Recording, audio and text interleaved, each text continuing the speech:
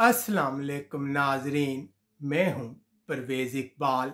आज के इस वीडियो में हम बात करेंगे कोरोना के हवाले से यूरोप की बिगड़ती सूरत हाल और मुमकिन तौर पर सफरी पाबंदियों की।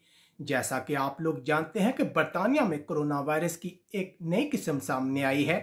माहिरीन का कहना है कि इसका फैलाव आम वायरस की निस्बत 70% ज्यादा है, जिसके बाद दुनिया भर के ममालिक ने बरतानिया के साथ सफरी पाबंदियां आयद की हैं।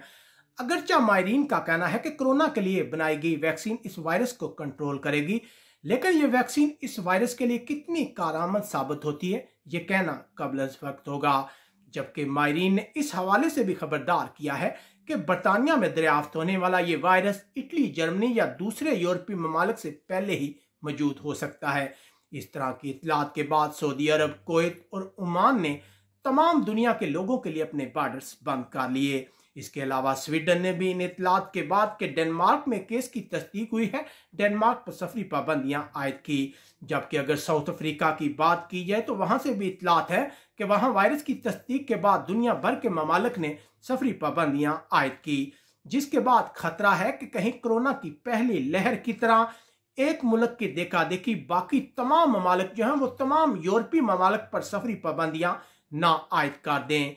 इसलिए हमारी तमाम तारकीन वतन खास तौर पर इंडिया, पाकिस्तान और बांग्लादेश के शहरियों से गुजारिश है कि कहीं भी सफ़र करते वक्त इंतहाई मोहतात रहें। अगर आप इंडिया, पाकिस्तान या बांग्लादेश जाना चाहते हैं तो फ़ौरन चले जाएं, और अगर आप वापस स्पेन आने का इरादा रखते हैं तो फ़ौरन वापस आ जाएं, क्योंकि इस तरह की सूरत हाल में कुछ भी नहीं कहा जा सकता।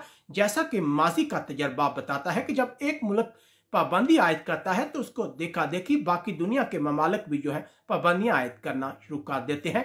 हमें उम्मीद है कि ऐसा कुछ ना हो, आप सब खैरियत से रहें, लेकिन फिर भी कुछ भी कहना जो है वो कबल वक्त होगा। इसके अलावा हम आपसे गुजारिश करेंगे कि आप भी हमें अपनी राय से आगाह कर सकते हैं कि मुमकिन तौर पर इस वायरस के खतरे के बाद दुनिया भर के ममालिक क्या तमाम यूरोपीय ममालिक पर पाबंदी आयद कर सकते हैं।